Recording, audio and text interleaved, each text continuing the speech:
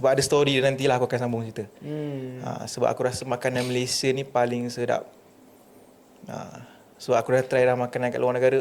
Biasa. Ya, tapi orang akan cakap agak. Contoh kalau orang US try Malaysia, dia akan cakap makanan US paling sedap.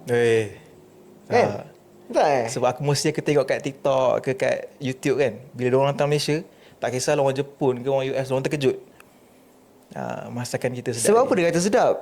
In term of dia punya taste ke? Kalau kita Malaysia punya style ni, kita banyak pakai rempah.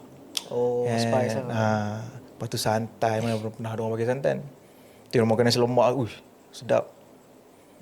Baru-baru ni aku tengok pun ada orang try nasi kandar, orang Jepun.